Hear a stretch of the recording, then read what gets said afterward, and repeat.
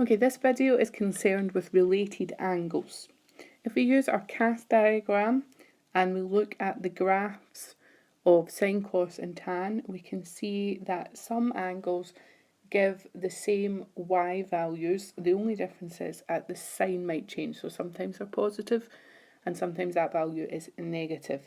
And that depends on the quadrant in the cast diagram that occurs in. So we're going to have a look at an example. So if we have sine of 30. So the sine of 30, if I do this in a different colour, would be roughly, say, here. But also if we carry on along here, we see that there is another angle that would give that same y value. So this would be the answer here. Just put a wee question mark there. That would be the answer to the sine of 30. However, you can see that there's also another location here that would also give the same value, y value, although it was a different angle, because we've got our theta 1 and that would be theta 2. So if we use the calculator to find out a value for sine 30, we find that that is a half. So in our cast diagram, our angle for theta was 30, and we find that the value that we get, y is equal to 0.5. So we can see that the angle in the second theta value here that's going to have the same value, 0.5, must be in the second quadrant of the sine wave. And remember, from our cast diagram, it was 180 minus theta. So in this case, it's going to be 180 minus 30.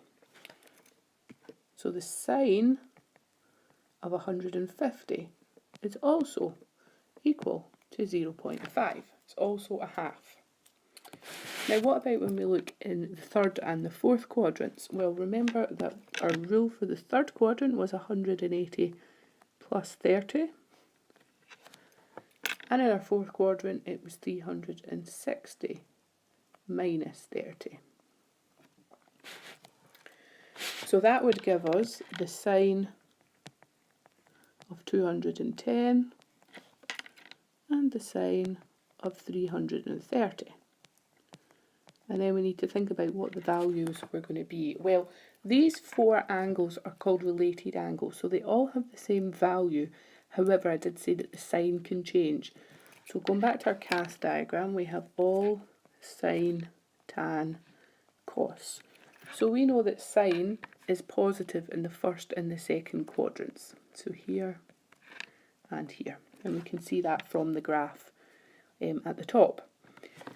Sine must be negative in the third and fourth quadrants. So our answer is going to be negative 0.5 for both the sine of 210 and the sine of 330. So all have 0.5, but the first two in this case are positive and the last two are negative. So that was looking at the sine wave. Now we will have a look at an example in the cos wave. So I'll just redraw our cos wave. And I'll redraw our cast diagram. So all sine, tan, cos.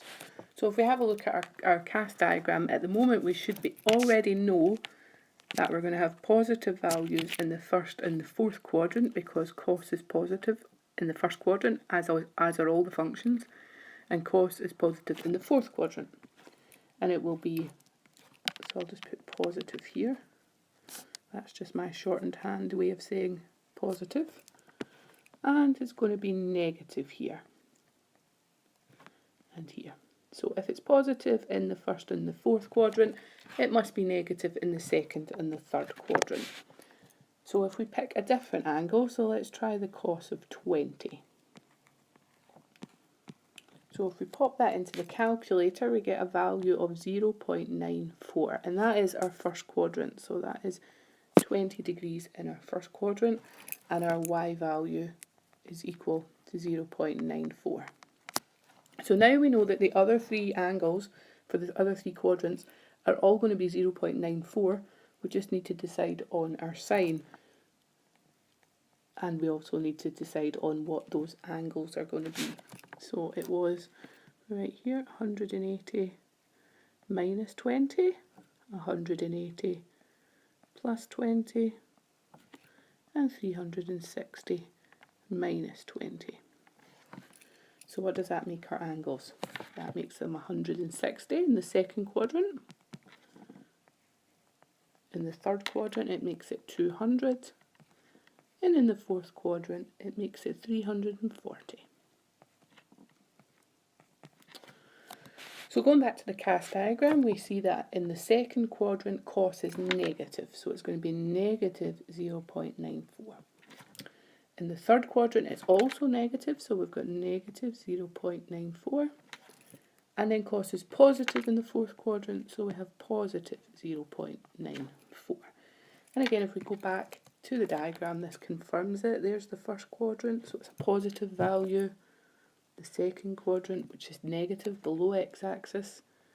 Third quadrant, it's also below the x-axis, so it's negative. And then the fourth quadrant is back up again above the x-axis, so we have a positive value again.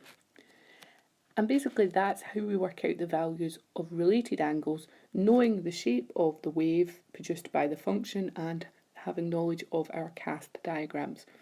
We will use this in the next video when we go to looking at solving trig equations.